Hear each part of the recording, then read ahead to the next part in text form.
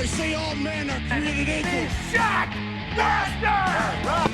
I'll pull out the Glock! Full of suffering, succotash, son! It's one of your nuts hanging out of your shorts. Real glass! You have a father, but your father's dead. Hey everyone, welcome back to the Too Sweet podcast with Lucy and Estelle, and we're back this week. We didn't do an episode last week, but my God, what a week to come back to. A lot has gone down in just the past 7 days. So because of that, we're not really going to follow the usual sort of process that we normally do, which is running down Dynamite. It's kind of, there's just too much to talk about to do that. So we're going to talk about some of the main sort of talking points from the past week. But before we do that, we've still got some questions left from a couple of weeks ago that we didn't get around to answering yet.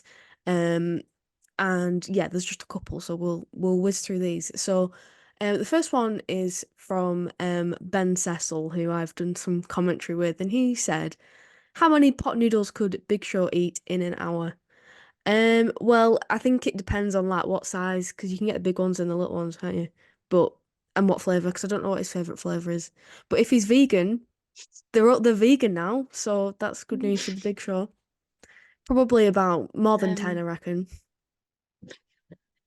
I feel the same way about a pot noodle as I do about the Big Show. You know, if it's there, if you were starving and all that was there was a pot noodle, you'd have it. You know, you wouldn't complain. But who's reaching for that? Who cares about that? So You're not choosing it over something else. no, absolutely not. Yeah, it's vegan. Yeah, it's non-offensive. Yeah, we'll all have a bit of that. But I could not give less of a fuck about them. Yeah, they're all right. I used to eat them a lot in uni because, it's just you just stick some hot water in them and whatever, but I can't remember the last time I had a pot noodle. Nah, super noodles is where it's at. Oh, controversy. Great relevancy to the podcast. Well, this is how we're kicking things off, setting the tone before we get into the real deep stuff. The demo has gone down instantly. Yeah. The viewership drop off. So the next question's from my good friend Charlie, who wants to know how we met. So 5 years ago, 2019. Fuck off. Yeah. It wasn't 5 years. It's been about 2, 3. I know. Well, No, yeah. it's not been 5 years. You can fuck off with that. No, You can fuck right 2019. off. First freshers That's week, disgusting. first year of university. Oh my God. Yeah, we were the only female members of the Lancaster University Pro Wrestling Society, and I was like, oh my God, this Shockingly. is just gonna be so masculine, and I don't know if I'm gonna like it. And I walked in, So and masculine. there was this pretty girl sat there. I was like, oh, I'm intimidated. But No. yeah, that's when we met. So true though. I don't know, it was we came on, it was a ridiculously hard quiz by the president at the time. And it was very Yeah. intimidating. And then obviously me and Lucy were sat together because, girls got to stick together, and we were just chatting shit about Sami Zayn and Kevin Yeah. Owens in particular. That's what I remember. We went to the pub after with sort of everyone, and me and you were talking and got into Sami Zayn, and I was like, yes. CM Punk. Mm-hmm. And we just kind of vibed since then, I think Lucy the reason became the president at one point of that society. you were on the exec as well. That was fun. Yeah. I think maybe the reason that it felt like it's not been 5 years is because in the middle of that was COVID, and our first year of uni was basically cut in half because we all had to go home, and we were in lockdown for a year. So that's fucked up everyone's perception of time, I think. But yeah, first impressions, I was like, this is a cool cat. I was like, this is, in the words of JR, she's a different cat. Yeah. At the time, you were just, what were you doing at KO? Were you doing just the journalism then? Yeah, Just doing the article writing? Yeah, that's right. Yeah. So that's cool as hell, and yeah. Yeah, it was. Here we are. The society was fun, and I was surprised that a pro wrestling society even existed. But it was a lot of fun, and we got up to some fun antics, including Estelle's first ever independent wrestling show, and only independent wrestling show until quite recently. Yeah, it was quite the impression. Yeah. We won't bury the talent, but Yeah, we're not no name dropping of promotions or anything. But to move on from that, and it's sort of a related-ish question because it's from Andy, who is the promoter for KOW that we were just talking about. Not the promotion that we went to, by the way, and it I was sucked. gonna say like we've just shit all over. Different promotion. KOW is amazing. I would highly recommend anyone to get to for sure. If you can get to like Baron Furnace, definitely worth it. Um, Andy asked us, who do you think is a wrestler that is massively underappreciated? And he said, for example, my pick would be Alex Shelley, hugely innovative and influential on many of today's wrestlers, but relatively unknown by many wrestling fans. I have quite a long list of people who I think fit this criteria, and I think similarly to Alex Shelley, one who springs to my mind is Chris Hero, who is quite topical this week because He the is that hashtag the reaction though. footage. He's been very memed this week. And I kind of love that for him. And I also don't at the same time because he deserves to be His recognized first for TV debut right, was that yeah. fucking footage. He should be on TV. He's an amazing wrestler, but I think he's Sorry, don't you mean underappreciated. Chris Ono? Oh yeah, I wonder why you his proper name. sorry, do you mean Cassius or no? Oh, sorry, Cassius Ono. My He's bad. God, he's recent like in if you've only seen him in WWE, like go watch him on the indies and stuff. Like he was amazing back then, but I'm sure he still is now. He's just not had the chance. But I think as well the work that he puts in backstage and his like knowledge and stuff. He's been in wrestling for God knows how long. And as well, obviously I'd be amiss not to mention Claudio as well in that. Them two used to be a tag team and I think Claudio's get like everyone I think everyone knows how good he is, but not many people will be like, oh yeah, he's the best wrestler in the world sort of thing. And I think he deserves to be in that conversation. I obviously I'm biased, but The best wrestler in the world. one of the Wow. best. He's Okay. well, let's not even go there because I could go on for hours. But yeah, and another one for me, and I think people might laugh at this one. For me, is Natalia, right? Because Oh my God. No, just underappreciated, right? no. Underappreciated because she is laughed at and memed constantly. And don't get me wrong, she's a very funny person, like without meaning to be funny. Total Divas, I mean, the amount of memes, unbelievable. But We love Total Divas. she's been a staple of the women's division in WWE for fucking ages.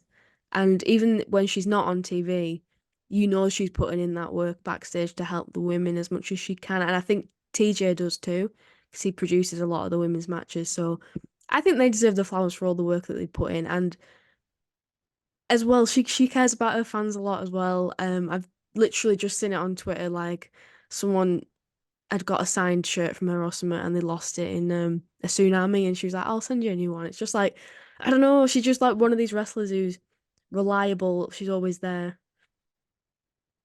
And underappreciated because people just laugh at her and I don't think they realise the value that she has. But that's just my thoughts. How about you? Um, so for me, it's pretty. I've been thinking about this question a lot. Like, it's really tough because underappreciated is a very difficult line to draw. There could be people Yeah, who are on a fat paycheck and they're on a pay-per-view card, but they're still quite underappreciated because their true. talent isn't entirely recognized. I.e., a lot of wrestlers, it's interesting to bring up memeing. Mox is constantly memed on, but you just know in 4 years' time he's going to be looked back on as the modern Terry Funk. Yeah, And I find that really interesting. I think, we look back on like ECW, WCW era. I think, there's a lot of forgotten icons of that time. The yeah, Sandman, Raven, another one. Um, Obviously, it's all about the moment, it's all about the controversy. We all know about New Jack, we all know about, all that kind of era. But it's like, what do you define as? Personally, I find John Morrison, Johnny Mundo, fucking whatever you want to call him, mm, very underrated for his whole career. The fact that like he mm, never and as one of them, I've never gotten because I guess maybe the only thing is like promo work. Maybe he's a bit wooden on promo, but he's wooden enough that in WWE like it would have been fine because he's mm, just like he would have just read off the lines that they'd have given him. He's always had that presentation, the look, everything. I've never understood it. He's never been utilized properly in his whole career. And then you look at some people like The Miz, who only over recent years have has become appreciated by people Yeah, because for a long time was laughing stock. And wrestling is a very funny thing because it's very unpredictable, and that's why it's worth, I think, grinding out sometimes, keeping your head down and just staying true to yourself, because 1 minute you're a laughing stock, the next minute everyone's all over. That Talking that's Smack so segment true. with Miz and Daniel Bryan, like, at the time barely anyone took Miz's side when that promo came out. I mean, some people like that's a good promo, but a lot of people were like, took Bryan's side. Now people look back in hindsight and like, well, yeah, he is wrestling for longer and he's da da da da. So hindsight's a wonderful thing for that sort of thing. Yeah, Alex Shelley, you said that sort of figure, and there's still people to this day that I think are underappreciated, that haven't come into their full niche, almost like Jay White, you know, Yeah, um, who hasn't come into his full potential. So I still don't think he's like appreciated as much as he should be. But yeah, wrestling's an interesting game, and it's interesting like how you can be important at the time, i.e. Sandman, ECW, huge, and then no one's taught. I mean, if you're a diehard, you might, and if you've watched it, you might, but like, you know, you're not really going to remember him as much as a Taz, who did, yeah, who yeah. was he like as iconic at the time. It's in legacy's a really funny thing, and like I say, then it also comes into now and people who in the future we're memeing on, but down the line, yeah, I mean, it's very unpredictable. And I guess like my last thing is maybe like Ziggler. Like Ziggler for a long time was very underappreciated for what he was, but now we're in an era where, yeah, he's gone to New Japan. Yeah, he's got, trying to forget, remember who he's against, I'm where in not his sure. New Japan match. I don't That's really know. gonna bug me. That's really gonna bug me. But like he's in these huge matches now. But no one really gives a fuck. You Mm, know, yeah, wrestling no. wrestling moves very weird. It's like the ultimate fast fashion Yeah, that's so true. Like trends trends, come and and go. Um, people who was it? Like I think it was it Donovan Dijak or whatever his name is, like ring name is on Twitter. Recent was saying, well, you're all cheering for Cody, but I bet in less than a year's time you'll all turn on him and you'll hate him and you'll be booing him. yeah, you'll And you'll grow stale as a that's the cycle. That's why we have heels, why we have faces, why people change. Um, but yeah, asking wrestling fans to have nuance is a difficult thing, as we will get into gosh, later on today, oh because my everyone's God. really pissed me off about it. Like, spoiler, I'm Mm. pissed off. So I can't wait to get into that. But I just want to say, when you mentioned the Miz, it made me think of our Truth, because them two have just I hate our won. truth. Oh my God, I hate our what? truth. You It's see, like one of them my two most have hated wrestlers. Oh my they've just god. won the tag team championships at WrestleMania this past Yes, weekend awesome in truth. in that ladder match. By the way, there used to be a tag team when back in like 2011 or something, and I was about 10, and they scared the shit out of me. They were like heels, and I was like, oh my God, they're like so intense. So the fact that they're So back together intense. now, Wow. that's like how I remember it. Probably looking back, it's probably shit, but when you're a kid and like heels are the worst Me with Alberto thing Del ever. Rio with the fucking Yeah. hamburger. Oh Oh my my god, God, it's so yeah. scary. So true. That was so scary. And the fucking pin up strong, Divas of Doom. That used to get me. Yeah. Oh, the nostalgia. Or some BDSM shit. The nostalgia, oh my God, yeah. Um, but our truth, right. So you don't like him. I think he is underappreciated because that man is like what 50. He's still going, and he He is shouldn't really be. funny. Some of the stuff he does is Oh, I it hate just him. cracks me up, and the fact that he can still go in the ring and him and them is, to be fair, yeah. I mean, I think they deserve the flowers for that. Do you know, sometimes it's like some people you just don't like. Like, you just Yeah, mean it's you think, fair I enough. don't like you. Sometimes Like, you it's like just the don't. Truth. Like, he just grates on me. But I'm happy for everyone who loves him. Well, it was a good I WrestleMania. love JBL, so you know what? What does my opinion count for? Fuck all. I didn't really want them to win that match, but I wasn't angry at the finish. But anyway, um, Andy also asked, why are we so wrong about Bryce Remsburg? And I had a conversation with Andy, and he said that um, if I was a true Claudio fan, that I would love Bryce Remsburg because apparently they have history in Chikara, and I was like, okay, well, don't know what you're on about. So yeah, Bryce Remsburg this week on Dynamite shouted to Penta, "You win the belt in the ring, amigo." So enough said, I think. And to which one of them said, he's bilingual. I Yeah. don't know why it took me so long to come to me. But yeah, there's one who said he's bilingual. I don't look, Bryce Remsburg is just like an R-Truth. Like it's like Michael Cole. Mm, All y'all raving on Michael Cole. I love it. I hate Michael. I'm always gonna hate Michael Cole. Like he pissed me off when I was a kid. That's it. We've got beef forever. I'm yeah. never gonna change up. Okay. Like he irritates me. I'll Mm, always see him. Or maybe that's a character flaw of my own. But like once I'm set on someone, if I love someone or I hate someone, it hold takes a lot. grudges. That's why it took a lot for me to like not like Cody anymore because I adored Cody. Hmm. So it's really rare and really weird if I do switch up on a wrestler or a fucking wrestling figure or something.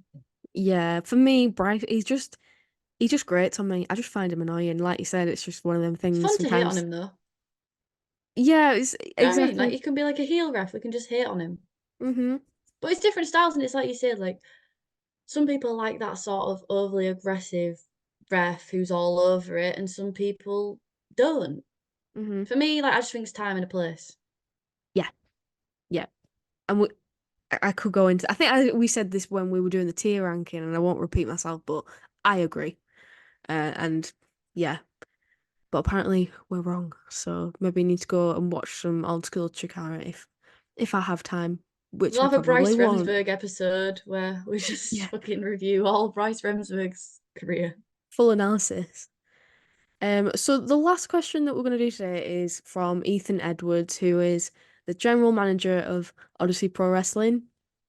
Get to a show if you can There you get to go. Markham, 100% worth it. Um, he wants to know what is your favorite moment in wrestling, and my God, that's a broad That is question. a loaded question, cause Hmm. wow. So Where do you even a start? moment. What do you define as a moment? Because to me, then I'd go match, but I'm like, you're asking for a moment. You're asking for that cinematic shot, that big moment. And I mean, wrestling is full of moments. That's what we remember. We don't remember even when we say we have a favorite match, we're remembering the moments of the match. Yeah, yeah. You Um, don't remember the whole. You can't remember the whole thing. You're thinking of specific no, you things can't that you can't happened replay during the it. 50 minutes of Hmm. every sequence in your brain. Um, so I guess like favorite moment. What is sticking out as you other than obviously the Scott Steiner math Oh promo? well, yeah. That's obviously the objectively everyone's number one favorite wrestling moment. But other than that, because it was Ethan who asked the question, it kind of made me think of um some big sort of independent wrestling that moments that I've been lucky enough to experience like live because I feel like when it's live you feel the emotion, you feel the atmosphere. Um Lucas Neon won. He's the biggest babyface in Barrow in Furnace, and he's like the hometown hero. And he had a massive underdog story in KLW, and he eventually won the heavyweight championship there. That was a very emotional moment. Very like all the kids were jumping up and down. His baby daughter was in the crowd, and I think for me that goes to show it doesn't really need to be on like the biggest stage of them all to be a huge moment. Because to me, I'll never forget that, and that was definitely one of my favorite moments. And similar to that was when RPD and Odyssey Pro Wrestling in Morecambe won the championship. Um, Very similar sort of situation. Like he's the biggest baby face, massive underdog story that's been building for months. When you get that payoff, and you can feel how much it means to the people in the room, it's just very, very special. Um, Equally though, just a couple of weeks ago, RPD got turned on by his best friend Rick Marcus, and that was like another one of my favorite moments for a completely different reason because it was so unexpected and the build up to it was so perfect. It was like they just had a career versus title match, and RPD had just ended Rick's career, and Rick had done this whole thing of, well, I wouldn't want to go out to anyone else, and then this vignette played, and it turned out it was Rick who's been tormenting RPD for months, and then he attacked him and he cut this really brutal promo, and I've seen Rick for a few years wrestle as both a heel and a face, but he's so much better as a heel. And he'll say it himself. He's very intense and he's very good at getting people to dislike him. And it was crazy. People were up in arms about it. People were really upset, and you could feel how the mood changed in an instant. And for me, like I said before, I'll never forget that. And it was just Yeah, the so that's, I guess, moment is moments you'll just never forget, and they'll just stick with you yeah, forever. yeah, and it's just something that Um, makes you feel something as well. yeah. Because Because that's it's what only wrestling is. It's about yeah, feeling. And we talk about, it's relevant to what we're going to talk about later. It's feeling, and whether you hate it, whether you love it, you have a feeling. No one's hmm watching what happened tonight and thinking, I don't give a fuck. You have a feeling towards it. Whether it was wise to put it on, we'll get into it. But hmm wrestling is feeling, it's emotion. Um, yeah. yeah. And So do even you have this any? weekend, like with Cody winning, that for me, that's jumped up to one of Yeah. my favorite moments just because it makes you feel something and it was so emotional. What about you? I'll get into that. Yeah, yeah, we'll talk about that I later. mean, it's such a weird moment that sticks out for me, but the moment at Money in the Bank 2011, CM Punk, John Cena, Yes. when he goes over the barricade and he blows the kiss. It's Yes. just, for me, when I think of wrestling moments, it's those cinematic moments, those shots, Mm, that just ingrain in your mind, um, and that's definitely one of them, you know. yeah. Um, And wrestling, wrestling is full of those types of picturesque moments. I don't know why that is just the one that is just like my standout moment. I mean, another one, and this is random. Like Taker's match it was against Reigns. I can't remember the number for the WrestleMania, but it was the one where he put his gloves inside of the ring and Yeah. like he took off his hat and maybe his boots. I can't remember. Pretty His sure he did. jacket, I think, was it? Yeah, his jacket, and he left. And at that time, it was like, is that his last match? And I think even at the time himself, he didn't really know. But that was just that was probably for me like my most emotional moment, other than watching like his documentary. Like it Yeah, just I've been really watching that got me. recently. Oh, did you? Did you Y- watch it? What have you I've been thinking watched of it? it's like 4 parts, isn't it? I think I watched Yeah, it's four two parts. two or three parts. So I got to It's the, like the bit where he was psychologically just crazy, isn't it? yeah. I remember the bit where he was like, yeah, that match with Reigns wasn't how I wanted to go out, and he said he felt No, bad for but Reigns because every match he says that. If you watch every match says that. And if you've ever seen the movie The Wrestler, he's literally like life imitating that, of that. That is why the Undertaker to me is like, I know it's kind of sidetracking from the question, but the Undertaker to me is just such a character that you gravitate towards, is especially in recent times, is the man behind the Undertaker character and the way that shines through. But the way that he always played the Undertaker straight, and only like in recent, like past couple of years, he's come out as Matt Calloway, and obviously he's got his podcast now and he just talks about shit.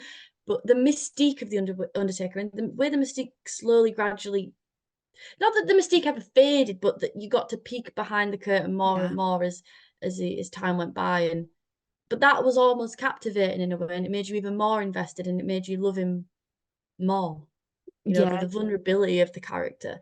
But yeah, I don't know why those two moments are just sticking out of my mind, along with Scott Steiner and Math. I couldn't tell you. Yeah, I just totally random moments, but I guess that's like what it is. yeah. It's the things that like you say that you remember the most that stick in your brain, and When we went to see All In and fucking Jeff Jarrett came in, and we popped. well, I was going to say because you Like were saying just like the most what random counts as a moments. moment, but like All In as a whole to me is one of my favorite wrestling moments, even though it's a lot of moments in one long wrestling show. Like for me, like just that as a whole, it's the biggest, obviously probably the biggest event that I might ever go to. I don't know if the next one's going to be bigger or not, but yeah, that was amazing. Um, Speaking of The Undertaker as well, there's a video on the WWE YouTube channel, and it's him and Mick Foley watching back their Hell in a Cell match. I think it came out Yeah, quite recently. yeah. Recommend to anyone to go watch that. It's so interesting listening to them two talking about it and watching it back. That And excellent that is content. a Love that match of content. moments. Yeah. When you think about Attitude Era, that is the defining Attitude Era moment And for most I people. that's one of the things in wrestling that non-wrestling fans always seem to know about. They always seem to be like, oh yeah, Mick Foley like flying off the cage. That's one of them moments that transcends wrestling, I think. Yeah. Well, I mean, We that's could have all. talked about that. We could talk about for like about 5 hours, you know, there's Yeah, so much to say about that, but yeah, we've great got a lot to talk about. questions. Yeah, great questions. Really Thank great you all questions. so Yeah. much Thank you. for that. And if you got any more, then feel free to shoot them over. But yeah, we've got a lot to get into on this episode. So where do we start? I think we will start with the all-in footage as the main talking point. So obviously the graphic card came out about a week ago, I think, and it was like the books are going to be talking about the all-in footage. Lucy messaged me, she's like, "What the hell?" And even before the night before, I was pretty like 90% sure that it's just going to be a troll on the books. And then when I woke up this morning, because obviously UK fans watched it the next day, and I saw on Reddit and Twitter and shit that, oh, we showed the footage. I was shocked. Like my mouth was on the floor. I was like, what? So, what about you? Like before, like your expectations, where were they at? Well, I thought the same. Like, we had conversations, didn't we? I was like, it's just gonna be footage of the Young Bucks like eating and catering or something. Like, it. There's no way. I thought legally they wouldn't be allowed. Maybe they're not. Maybe they don't care. But I just thought, if they've got a legal department, that they'd be telling them no, and this was just some way, some sort of ratings ploy. I don't know, to try and get people to watch. But Well, the Punk yeah. interview, if you guys saw it, came out a week ago, a couple of days ago maybe, and he was on the Ariel Hawani fucking show, and he just ran through basically what happened, all in, and basically buried AW. And do you want to start a new part? Can do. I've not got the warning yet. I don't know, it's just getting a bit weird. Is it? It's fine for me. Okay, no worries, let's carry on. Um, So he was on the Ariel Hawani show and he ran through what happened, basically the play-by-play. And then at the end was just like, I don't understand what AEW is about. You know, I went there because I thought it was going to be the new type of thing, new revolution, a competitor to WWE, but it wasn't about that. I don't know what it's about, and that Tony Khan just isn't a good boss, essentially.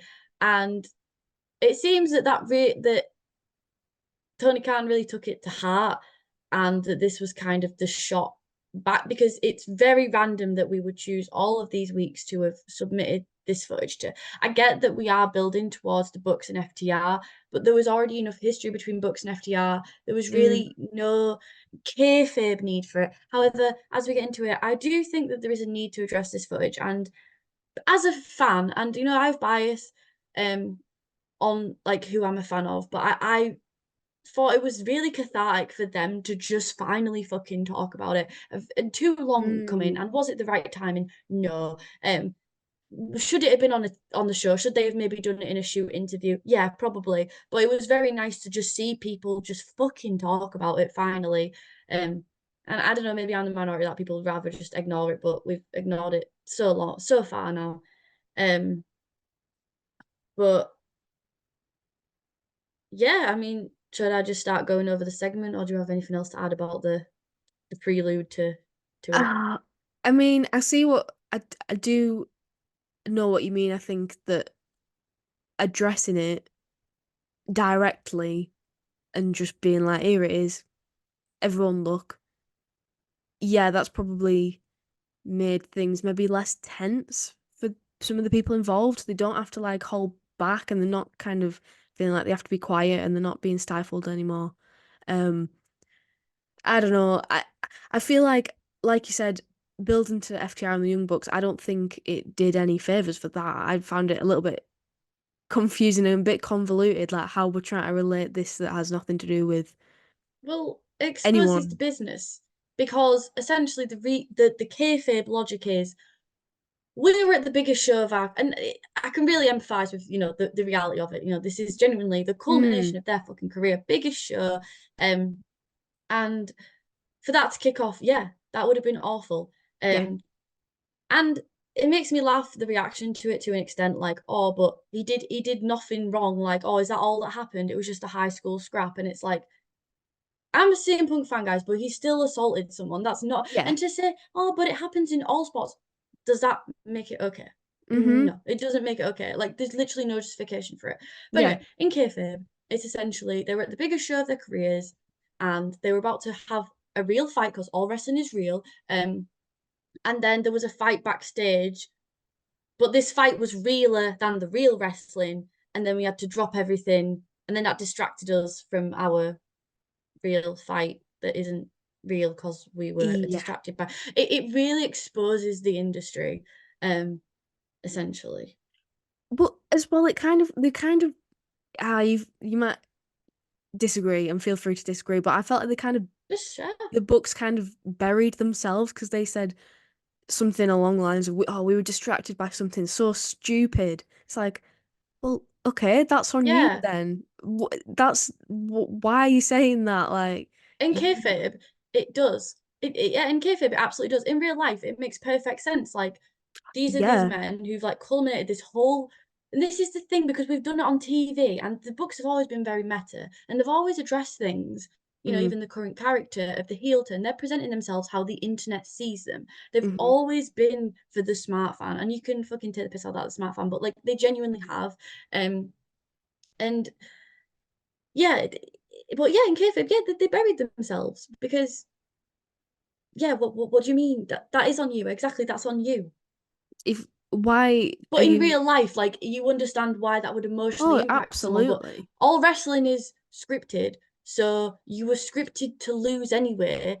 So even in real life, it doesn't make any sense. Yeah, yeah. It's just It's just like, what very, are you?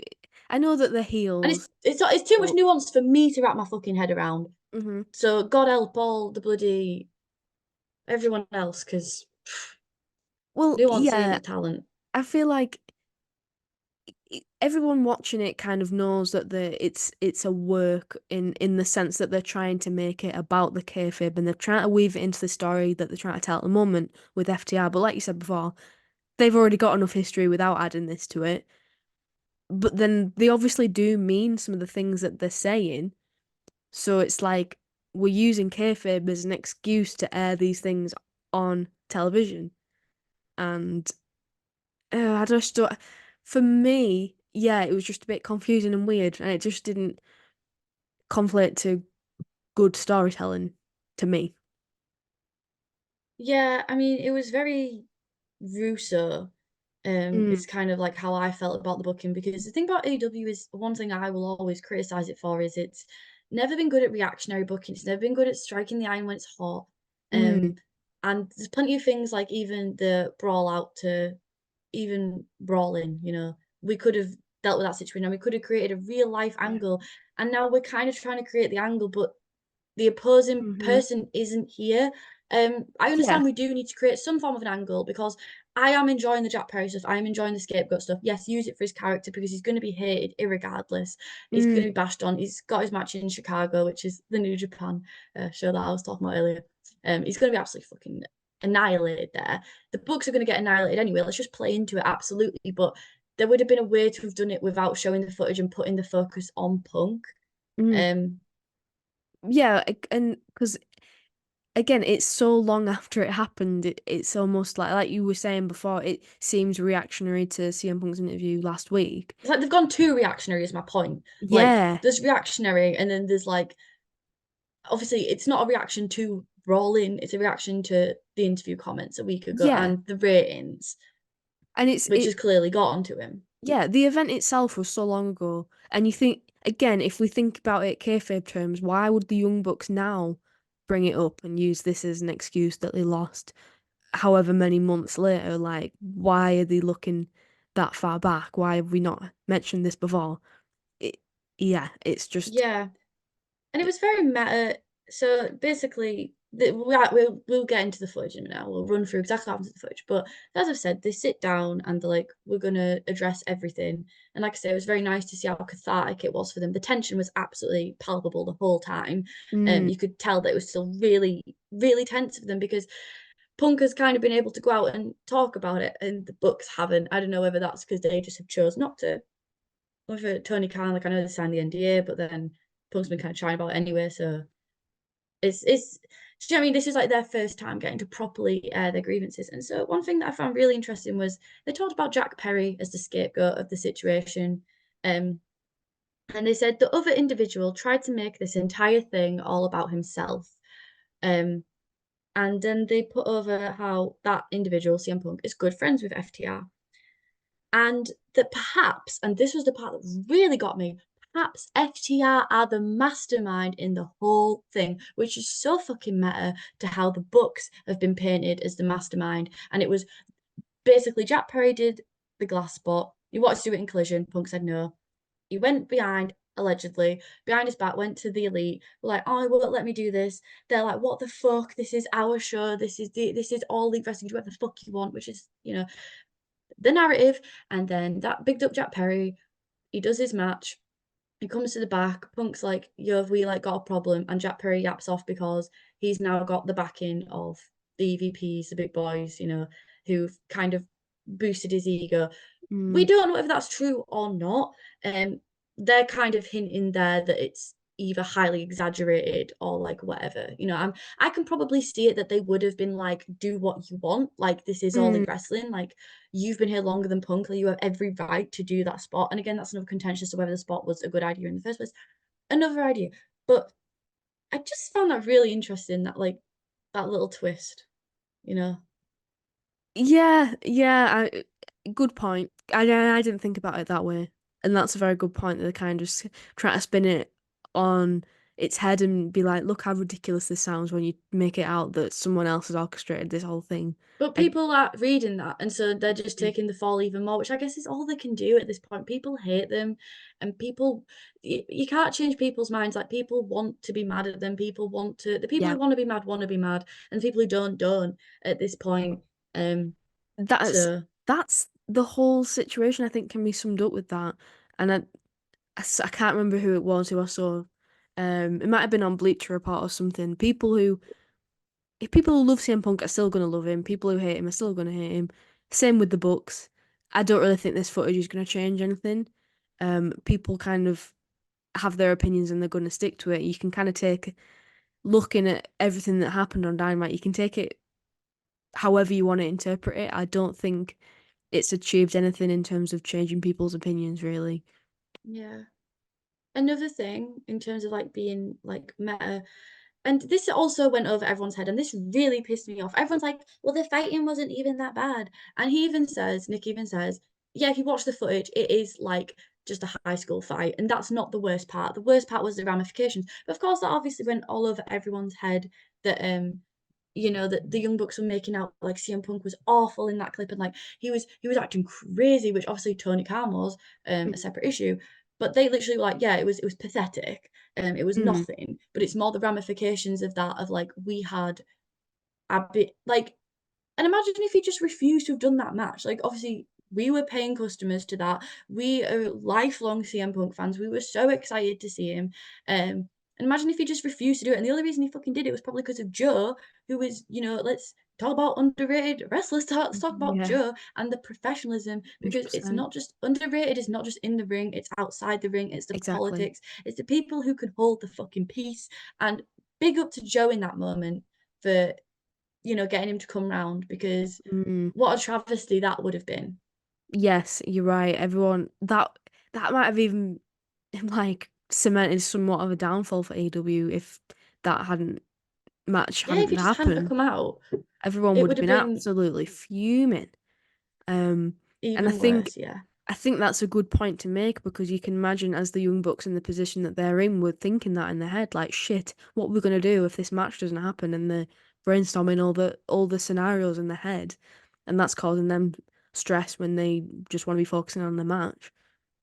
But this is like the thing is, like, in the reality, we can both highly empathize with the Young Bucks, and obviously, we're both CM Punk fans, and we can empathize with him, and we've been fans for a long time. I'm not saying like, oh, we know him like that, but you know, we understand his thought pattern. We've seen the way he handles his emotions. Maybe not the best at regulating them. Hashtag Mm, relatable, but like, yeah, the Young Bucks in that situation were definitely like nowhere near the villains in that situation. They were nowhere near it.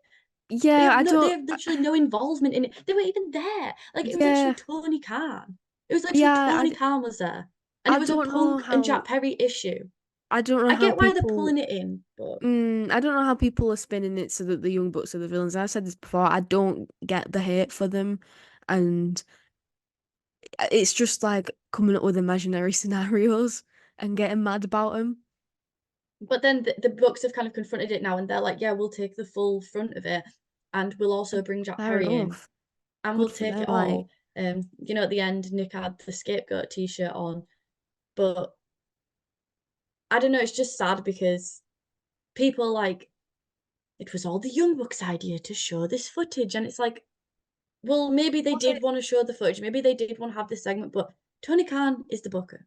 Mm-hmm. And Tony Khan booked the FTR segment that was right after, which we're probably all forgetting, where FTR went out and went, this is fucking stupid. Guess what? AW booked that as well. But Mm, I'm not saying I am nowhere near defending. I'm talking about the nuance because that's what's really pissed me off is like the nuance that's gone to people's head. But I am in no way defending the decision to show the clip.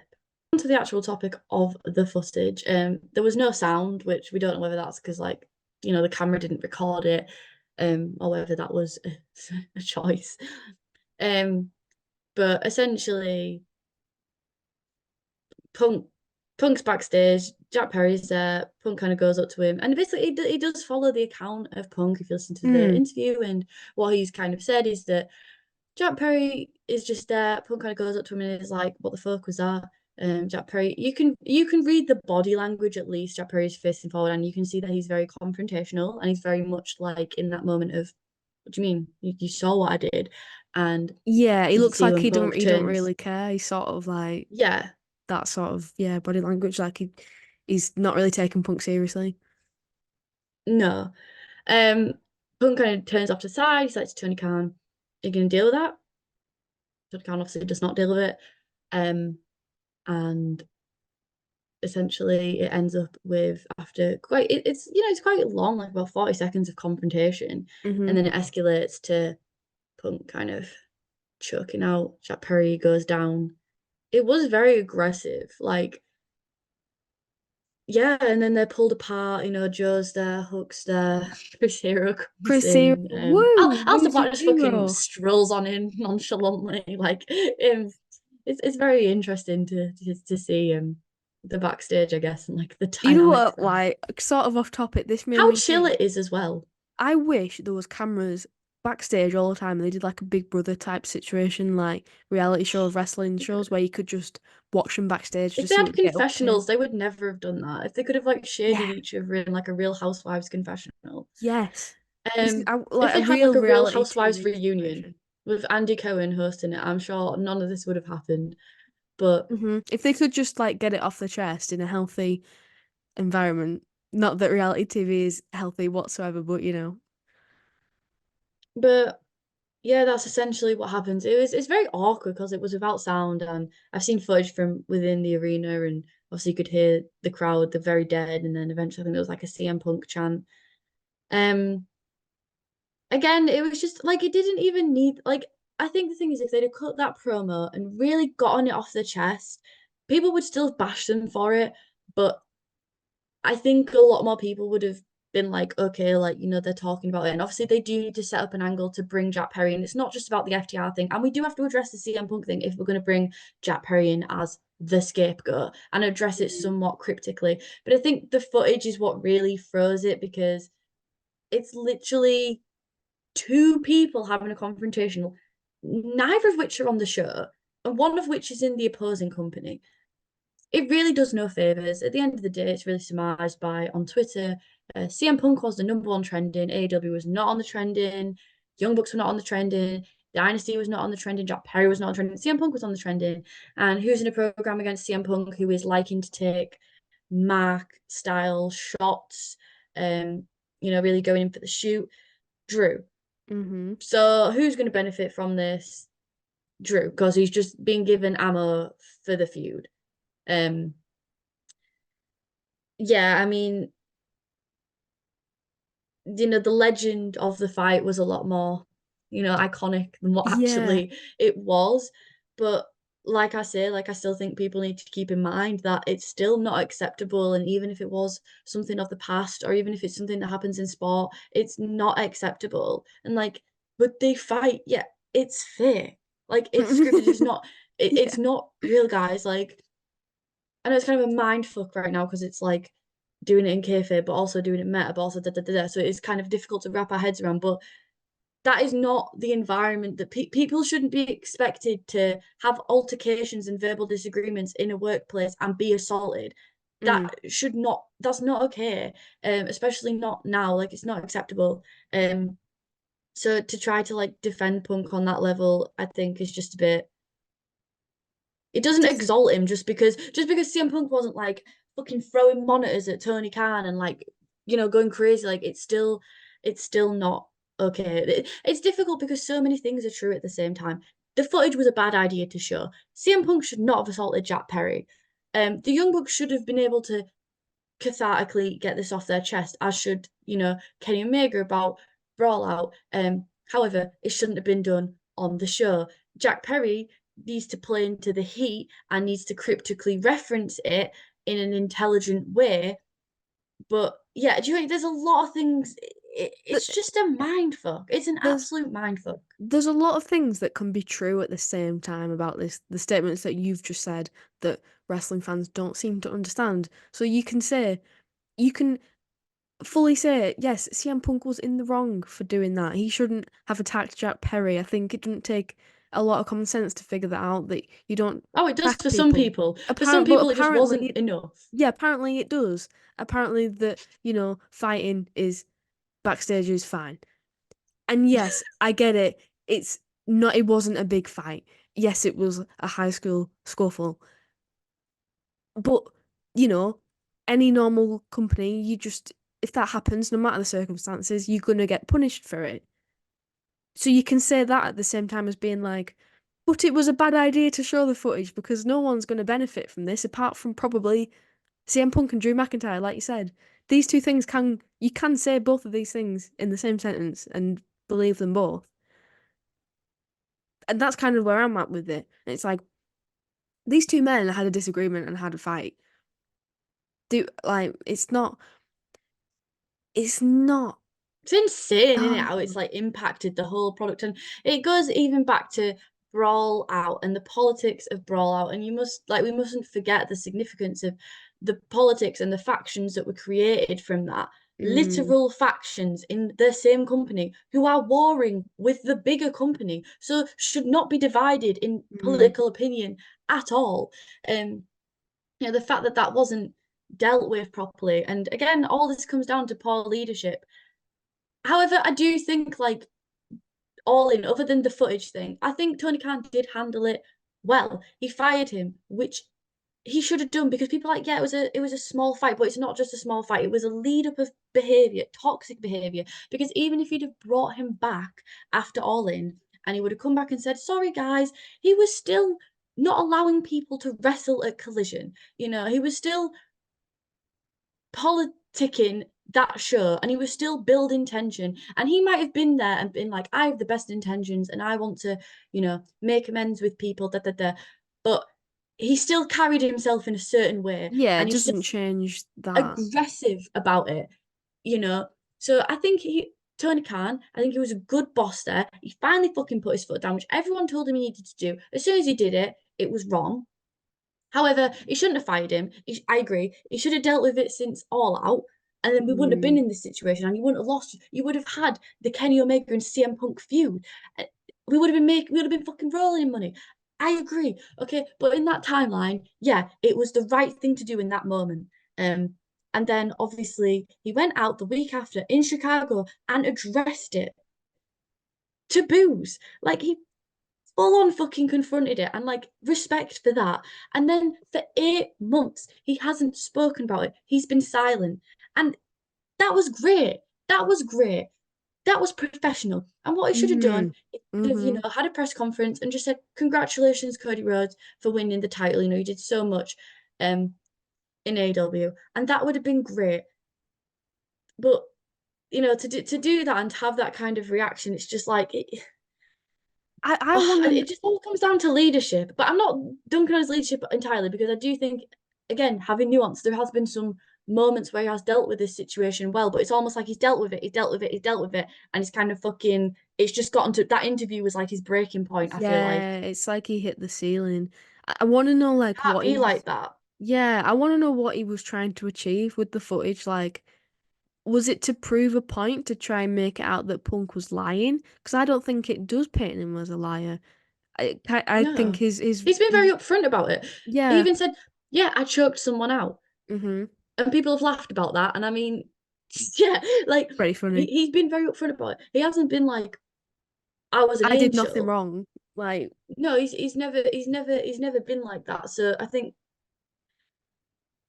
and it it's kind of just it makes it so if it's not to prove that point that he's a liar, then what was it for? For to get the ratings up? Well, in that case, the show should have been one of the very best shows ever in the entire universe to keep the viewers watching, and it just wasn't. It which was, is why we're not doing the review. Like I did really enjoy the Penta and Couple match a oh yeah, lot. that I was a thought great that was match. fantastic. As I said, then we went on to FTR kind of came out. Well, before that, we got the reaction of the commentary desk, and Shivani was just beside himself. It was very Mhm. sad to see. And yeah, I've seen some commentary online of, but Shivani's always like that. He's just selling it. He's a bit of his. No, that was like you that was a Ye- real reaction, and that was like Yeah. genuine embarrassment about that, genuine disgust, embarrassment, and like he was literally hiding. And like if you think that's selling, like normally he'd just be like, and he would look disappointed. That is Mm. beyond selling. That is a genuine human reaction of pure embarrassment, which was really sad to see. Yeah, you can tell when someone's acting and when they're not, especially in a situation like a negative sort of emotion. You can tell wrestling wise when it's you're putting on because it's a heel sort of situation, and he just looked really uncomfortable. It was hard to see, and I think maybe he was sort of thinking the same thing what I just said, which was like, what were we trying to achieve with that? What was the point? Yeah, I mean it's like the foresight. Like anyone there would have had the foresight that it wasn't the right thing to do, just as like the tone on the Dynamite when they like Tony Khan. Yeah, as I said, I did accredit him for coming out and actually facing the Chicago crowd. But the reaction of the commentary desk then before and after that segment was very much like, And it the way was they kept on introducing it as well when they were trying to like, oh, later on tonight they're going to be here. We believe we're going to be seeing the footage. It kind of, I don't know. I felt like those segues felt very forced and a bit uncomfortable. Like they didn't really want to say it and they didn't really know what they were selling, if that makes sense. yeah, yeah, definitely. Um, so yeah. But as well, I did want to bring up as well, I forgot to bring this up. Nick was wearing the scapegoat top. So in terms of Jack Perry, actually, because we've lost that in the whole fucking segment, shockingly. Um, what do you think is going to happen? Do you think he's going to join the elite? Jack Perry, God. Yeah, when he comes, like, what is the booking like? What do we predict? What's your predictions for going forward? I don't know, to be honest. I can't see him joining the elite. I feel like they might have foregrounded that a bit more here. I mean, I know they were like, oh, he's a scapegoat in this situation. I feel like it's just building up for him to be a red hot heel on his own. I hope anyway, because that's the way the momentum would push you to go that way. Like we were saying before, you've got to capitalize on that. Yeah, definitely. Um, yeah, I'm totally. I mean, I'm thinking probably he's going to join Do you the think? elite. And but then it's like, even though I don't feel this way, are we going towards X Packy if we're having the Bucks and Jack Perry together? And people Mm, just don't want to see them. Like people genuinely just do not want to see them. I yeah, don't. I don't know. depends which way they take it. Like. Because I think they could do some good stuff with that. They could do some entertaining stuff, but if they go down the route of annoying and just absolute shithousery, then it would get to that point where it's just like, just go away. Yeah. Um. But anyway, obviously something to just keep in mind. We'll see what happens at the show in Chicago. I'm sure there'll be lots of CM Punk chants. And we'll see about his debut. I mean, it'd be crazy if he came back at All In. You know, he's been out ages. I mean, I know he's finally started wrestling like New Japan stuff, but if he came back at All In, that'd be like a whole year out of AEW. Yeah. And like we've already said, he's gonna make the most of that because that can easily fall flat. After you've gone away for so long, obviously he's very much fresh in everyone's mind, at the forefront of people's minds because of everything that's happened. But yeah, maybe joining the elite would be the best thing for him, and then he doesn't get lost in the fray of everything else going on. Yeah. Yeah. I mean, anyway, we got to move on a little bit. So at the FTR promo, they came out and, like I said, they said this is also very, very cathartic from them, and they are close friends with CM Punk, and you know they've always kind of had tension with the Young Bucks. I felt like during their actual feud, right before Wembley, and they were doing those video packages, and the tension was already palpable then, and then to like have all this go down between like one of their best mates and like them, and it's like the thing is with them is that you can always tell they respect each other, Mm. but they don't like each other, like the way they go Hmm. about each other. And that was showing this promo of like they're ready to move on, um, and that they're just stating the importance of wanting to build up AEW, which was it was lovely to have some positivity. We obviously had the Copeland promo where that was lovely of building up AEW, but it's almost like it feels like with AEW, and it's felt this for a while. Someone's trying to like build the house and lay the bricks, and the other person's fucking pouring gasoline on it.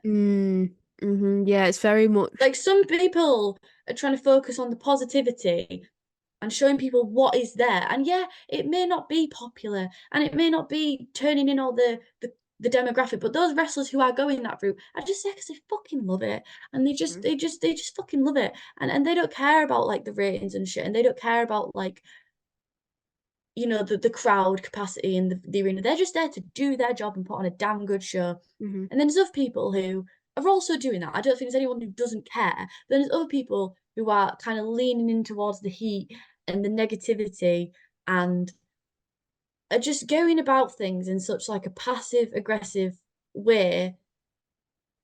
I don't know. It just feels like it's like one group of people in this way, one group of people pulling another way, It's I yeah. just I can't explain it. It's just bizarre. Like the whole dynamic is bizarre. And then to have this whole segment where we're all just kind of doing what we want and no one's really gaining anything from it. It just Yeah, it's like it was so weird. people So weird. it's like you can take creative freedom so far until people start That's contradicting like one my point, another. yeah. Yeah, it gets Yeah, yes, yeah, you're counterintuitive. surmising it well there.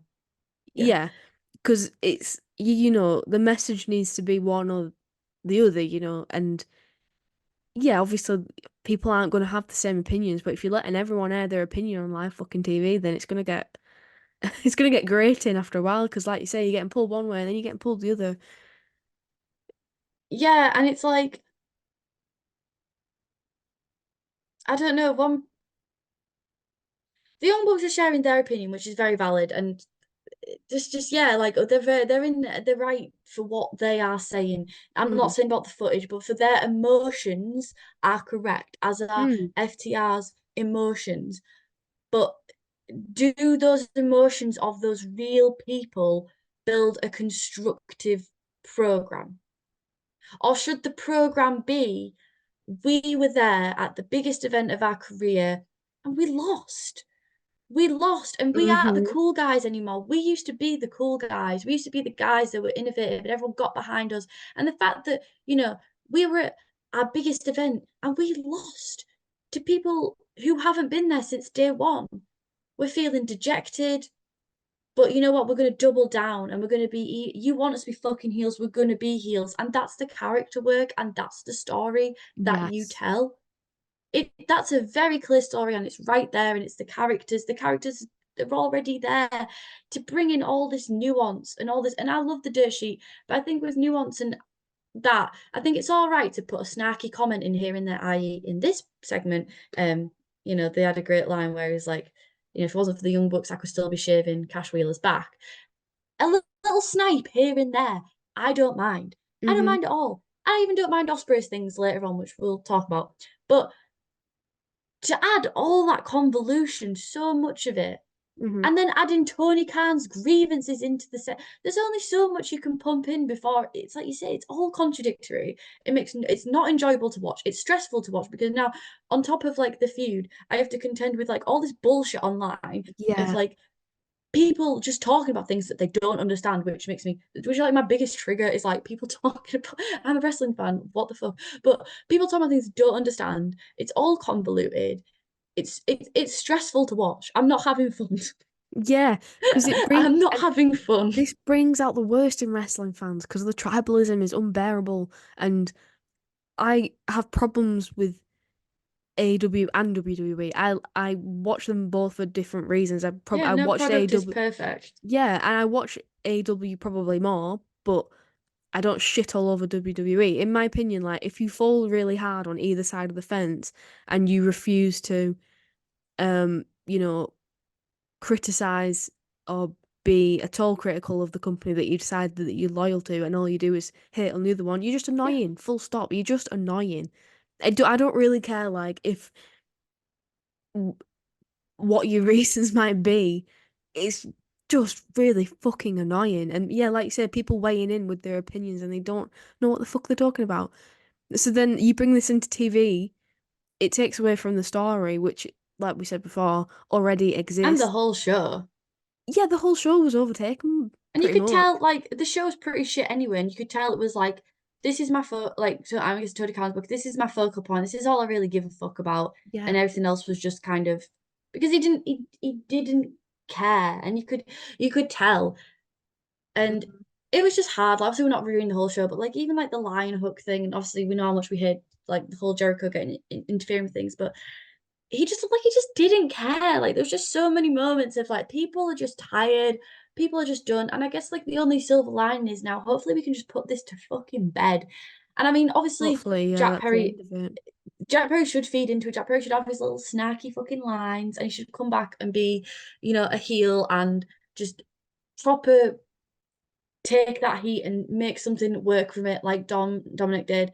But other than that, lay it to rest. Mm. It wasn't a good decision.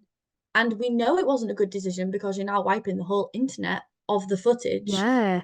Interesting, which isn't is it? crazy because you literally broadcasted it. It's a part of your show. And then to then wipe the internet of it, it's like, even if it was a shit decision, you can't be like, Backtrack. they're so sensitive. Like, and I said them, like Tony Khan, like, it's like, if that's your opinion, double down on it. Mm. I have more respect for it. Stand Like when by you it. fired CM Punk, I have respect for that. Like that Mhm. is a leader. But to then be like, oh, some people didn't like this. It's just, I don't know. Yeah, no, I completely agree. I mean, you've made your decision. You made your bed, lie in it sort of situation, isn't it? Yeah. So I don't know if you have anything else to say about that situation. No, not really. I just, well, it may be interesting to know what you think about this. So, for me, if only wrestling fans who are sort of like online and care about wrestling gossip will understand what the fuck was happening in this whole, from going from the Young Bucks to the footage to FTR. They're they're the people who are going to understand. So essentially, you are alienating any sort of potential casual viewers. And I hate to say it, but like if you want to be the competition to WWE in terms of, revenue and audience size and demographics, like as in TV ratings and stuff, you do need to appeal to the casual a bit. So it just felt a bit self-indulgent, I guess is what I'm trying to get at. Yeah. I think the whole of the AW audience, the demo of however many tuned in, 700K, I'll I don't be know. interested to find Um, out the ratings. yeah, it's gonna be very embarrassing if it's not at least 800K. It's gonna be very, very embarrassing, very sobering. But I think everyone who watches it and tunes in weekly, they are hardcore fans anyway. Hmm. And this is what I mean of being pulled in two directions. On one hand, we've got the people who are like, this is it, this is what we do. And yeah, we don't have we're not going to beat WWE, but we don't need to. And that was Yeah. the original ethos of AEW anyway, before Tony Khan's involvement. It wasn't trying to beat WWE. Yeah, there might be like some underhand comments and like some, you know, some Some competitiveness in rivalry. terms of styles, but it was never trying to like overtake it. And then like Mm-hmm. Tony Khan has kind of taken it to this very self-indulgent place Mm. of create a wrestler, create your own wrestler universe on 2K. Like taking it to this place of, well, we need to beat them and we need to and in some regards that's been great. It's brought us like all in and it's pushed the Mm-hmm. wrestlers and it's pushed the programs and it's been great in some aspects, but in others it's not. But it just means that AEW has this massive identity crisis because you have people Yeah. like Kenny Omega who just wants to have fun, and that's like a meme, have fun, but that is generally the ethos, have fun and not take Mm-hmm. wrestling so seriously and just go out there and perform, um, and showcase different styles and things that you wouldn't be able to on the mainstream. But the thing is, if you're doing that, then you're acknowledging that you're not the mainstream. Yeah. But you can't, what Tony Khan does is present all these dream matches, which is amazing. And it's more than enough for me. It's more than enough for a lot of people. Then to sit back and like pout and be like, well, I've just given you Okada and I've just given you money and I've just given you Ospreay. Why am I not getting these numbers? Because you don't have any understanding of how TV works. You can't Right. have it both ways. Exactly. Yeah, that's what I mean as well. Yeah, you exactly hit the nail on the head of what I meant. Yeah. It's if he wants the numbers, he's gonna have to operate in a more corporate way, and I in But he doesn't want to it's compromise on that yeah, at all, exactly. which It's is fine. But you, capitalism. It's a shame because this is the way it is, but if you want to succeed, it's a really competitive market on TV, not just because of wrestling, but because of got all the the Big other Bang things that Theory to happen on compete TV. with. Come on, young Exactly. Sheldon. You got to get these sponsorships, and you got to. So to get that, you need better fucking media training. You need better comms. You need better HR and PR management. You know, I don't know. It's a minefield. It is a minefield. It is. I'm talking about Minefield. Another thing that we want to touch on that is very topical is the Will Ospreay situation. So Yeah, essentially, a very couple of weeks related. ago, I'm very pissed off about this actually, and this is nothing that's pissing me off online because this is such hypocrisy, and this is really gonna be huge. But anyways, so a couple of weeks ago, obviously when Ospreay was a free agent, um, WWE were sending the feelers out and stuff, and essentially when he signed with AEW, Hunter kind of made some comments about people not willing to put in the work and people not willing to do WWE schedule. Now, WWE schedule is not something to be proud of. It's not something to be proud of that people have to sacrifice time away from their families. That's actually one of the great things that AEW's always done. Is it's always had a Mm. great work-life balance, and it's not something to be. I hate this like old guard attitude of it's okay to assault people, and yes, you should work 365 days of the year. It's very No, old that shouldn't school, isn't be it?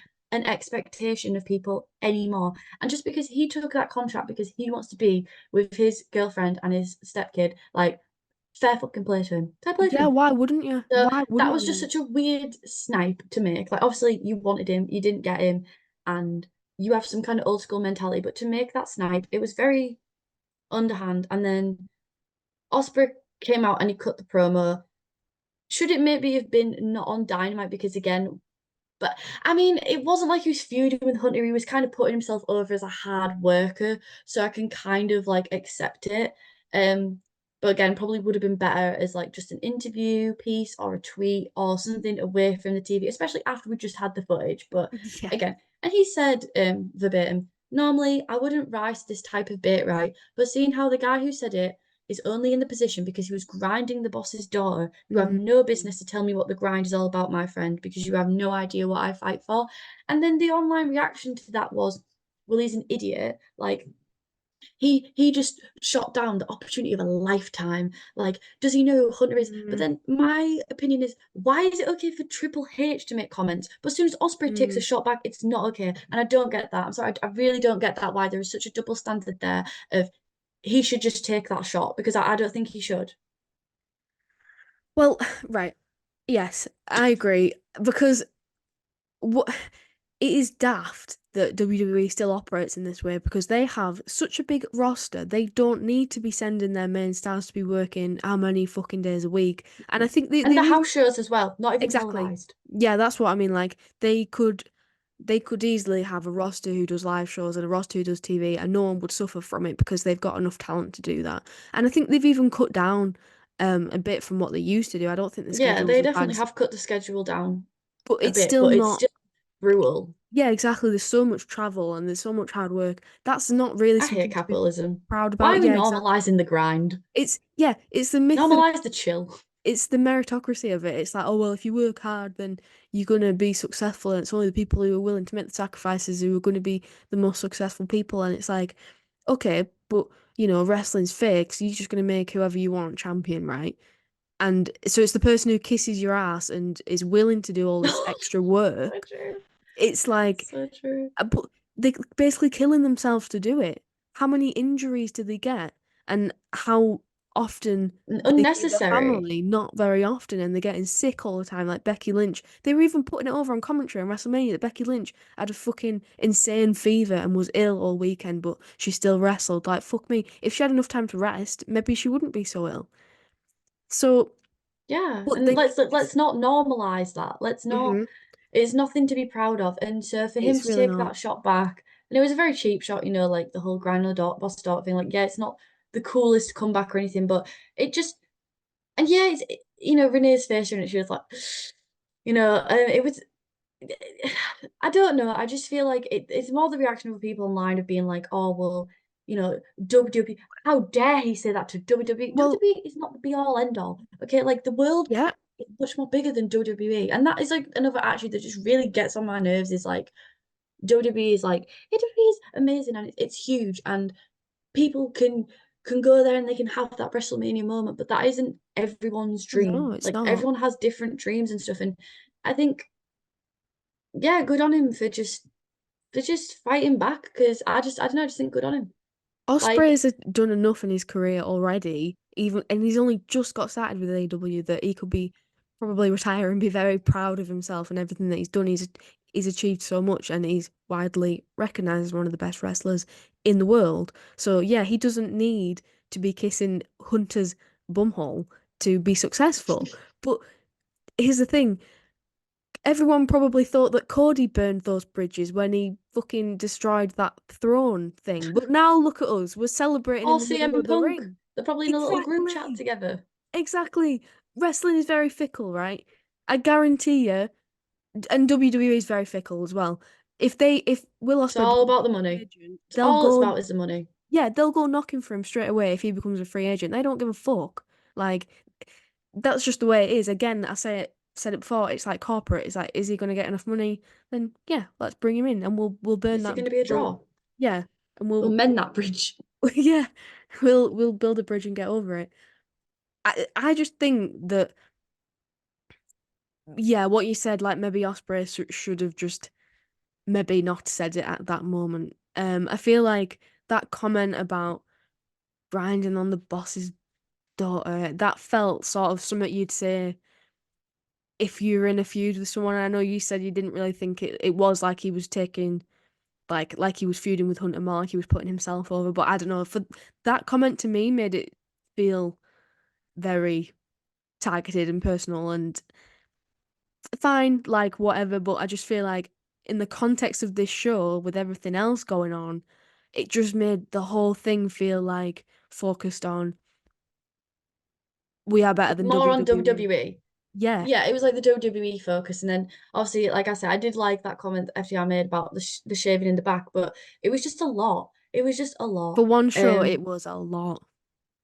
it was a lot, and but it's obvious because you know that segment came out, and then FTR come out fired up, and then probably shot that off the hip, and then Osprey's fucking fired up, so he comes out and starts firing off, and it's like a chain reaction, and there's no like control, there's no policing of what, especially since they're his top stars, and he loves them so much.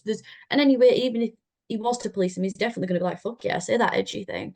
Yeah. But I still enjoyed the promo, and I'm looking forward to the fight with Danielson, but we're not talking about, we're not talking about the fight with Danielson, we're talking about that comment. So it's again, Yeah, it's that's what What I are the kind of got fallouts of from these it. situations? CM Punk's Yeah, trending on Twitter. That's what we're exactly. talking about. We're talking about how the fight wasn't that bad, which is so irrelevant to the point. And then the other talking point is Ospreay taking a shot at Triple H. And That's the like, takeaway. That is the mainstream takeaway. And exactly, you yeah. know, if you watch the whole thing, and we've fucking just dissected it and ranted about it for ages, you know there's a lot of nuance. You know there's a lot more going on, and you can understand it more. You can empathize, but the takeaways are the takeaways. The wrestling moments are the wrestling moments. That's what's going to be, Yeah. remembered. So Yeah, that's what I was just gonna say. That's what people are gonna remember. Um, and I was gonna say something, I can't remember what it was. So let's just move on. yeah. Um. So that's pretty much concludes like our oversight on the show. Obviously, WrestleMania weekend. Um. We've touched on it. The big win for Cody Rhodes. That was insane. Um. For me personally, like I didn't like get like super like emotional about it. Like, oh my God, like Cody finally got his win. I mean, I was happy for him and stuff, but like I said, like it had would have had more impact for me had it been last year. Um, but I do think that the booking around it was excellent. Rock coming out and then Undertaker taking him down and Seth costing Roman the win. Roman choosing to take revenge on him, like the revenge meant more than the title, but that was so significant because he's held the title for so long. Just it was great. It was Yeah, Shield fan fiction. It was perfection. yeah. Shield Girlies really won that night, and I don't know about you, but like when that music hit, my delusional ass was like, "Oh my God, Dean Ambrose is here!" I Oh wasn't that yeah, bad, I was like, but w- seeing Seth in that in the outfit, yeah, the the the hair. riot gear, the hair, and like it's obvious that Roman had that trauma as well, and he can't let it go, and it was just That's it was just beautiful, beautiful. It was stunning, and I think and it adds a shade yeah, to it. Such a strong. It makes you look back at his whole reign differently, and it makes you look at his whole character differently, hmm and that I know I said I feel like nuance. God, we're killing that word today. But how often in wrestling do you get that level of nuance? How often do you get those like shades of grey where it's retrospective shades of grey?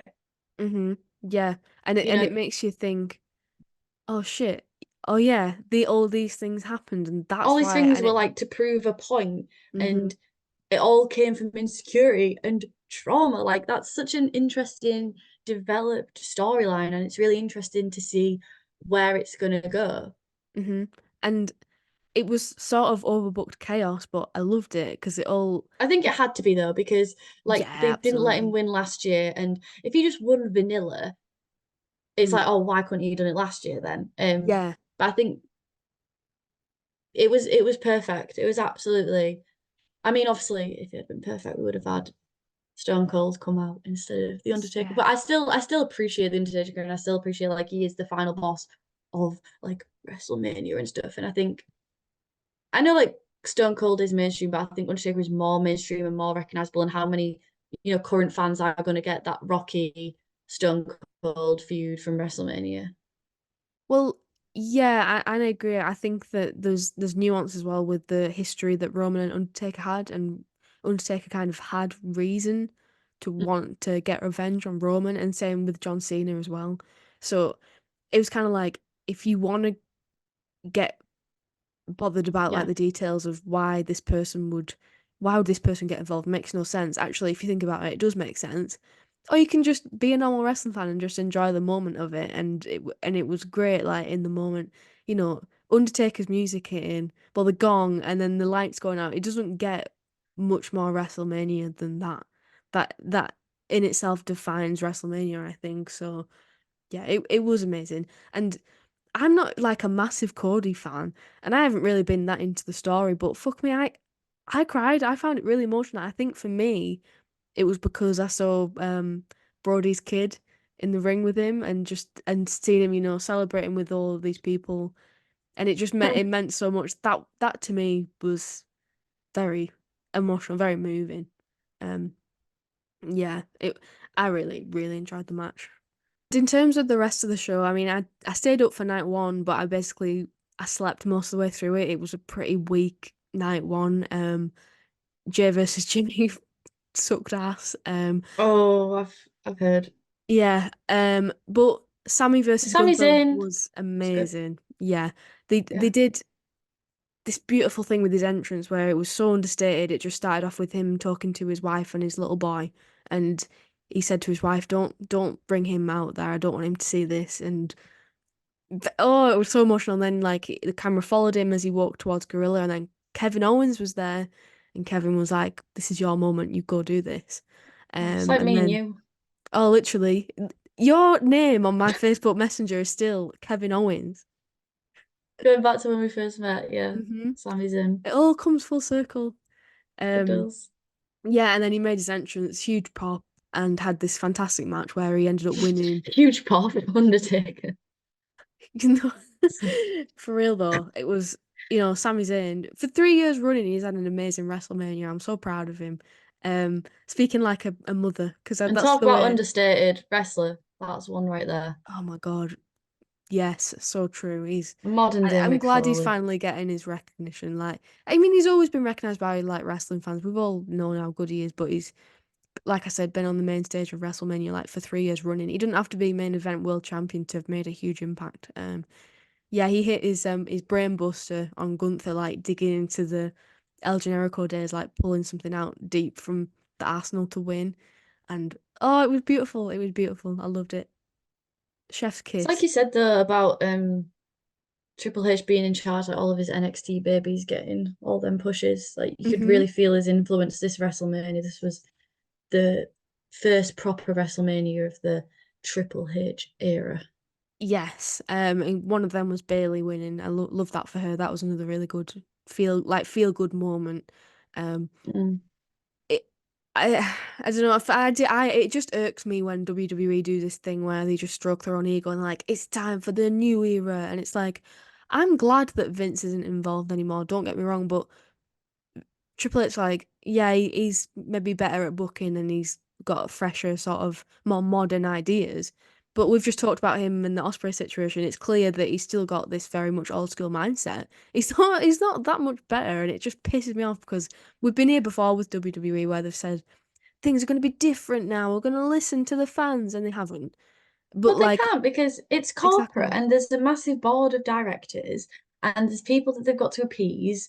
And yeah, both have their benefits and their negatives. That's the thing. As we've said, both can't be everything. hmm WWE can't do what AEW does. It can't have the full free reign. It can't have the full creativity. Neither can AEW. There's going to be messy moments. And then at that point, it comes down to which one do you prefer and which one are you willing, what is more of a sacrifice for you as a fan?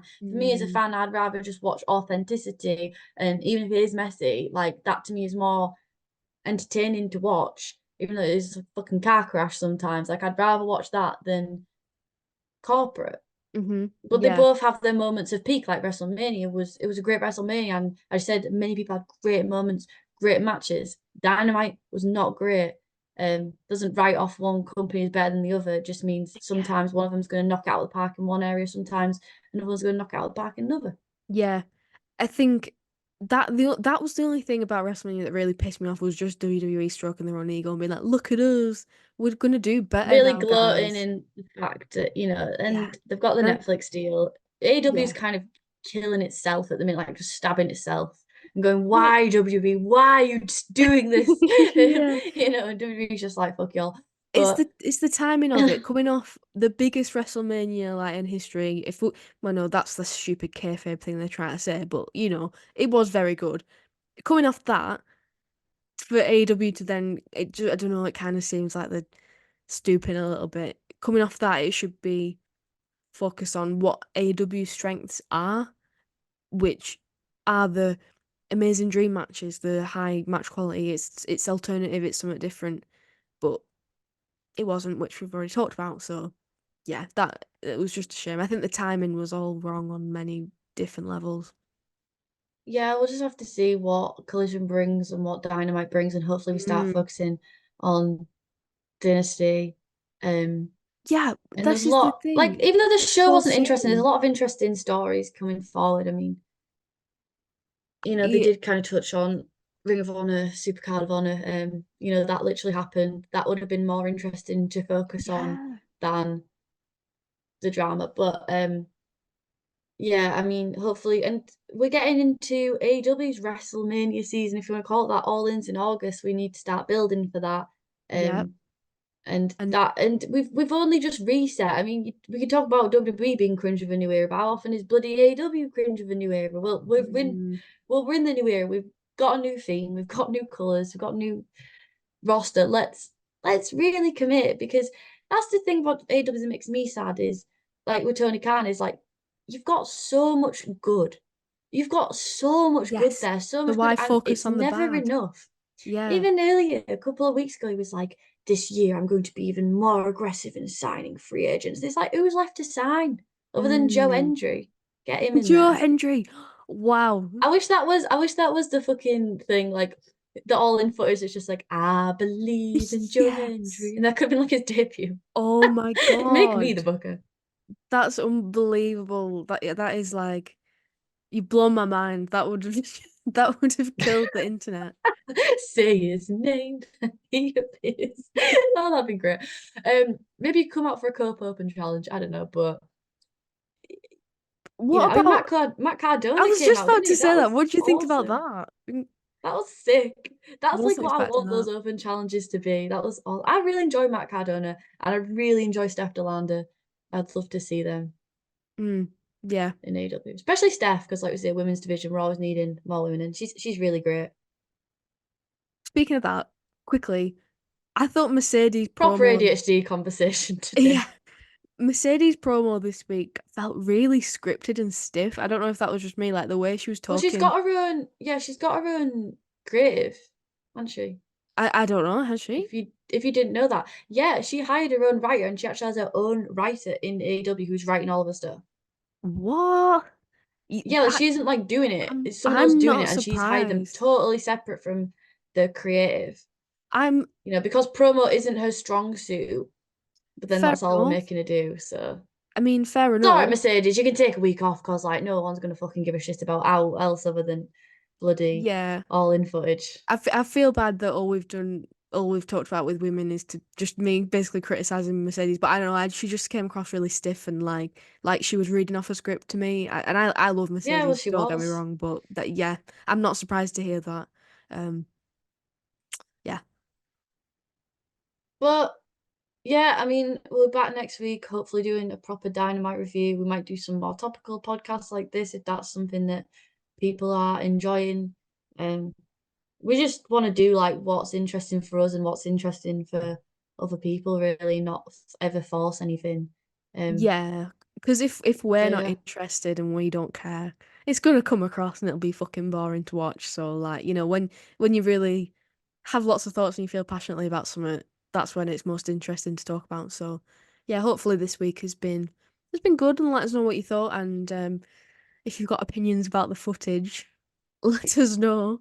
I'm Uh, sure everyone has an opinion on the everyone's footage. got an opinion. It's like the most controversial thing at the moment, hottest topic. Got to get those clicks. That's why we're talking about it.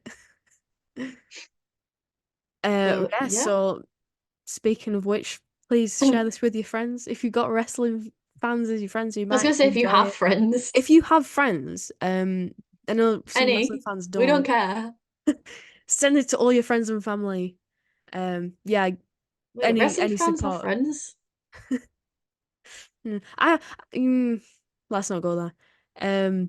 Yeah, leave us a rating if you can on Spotify. That'd be great, and subscribe on YouTube, follow us, whatever, all that good stuff. Yeah, thank you for Yeah, thank you for watching. Be back hope you next enjoyed the week. rant. Yeah, it's been one hell of a rant. I must bid you adieu, goodbye, and good night. I wish you died in the womb!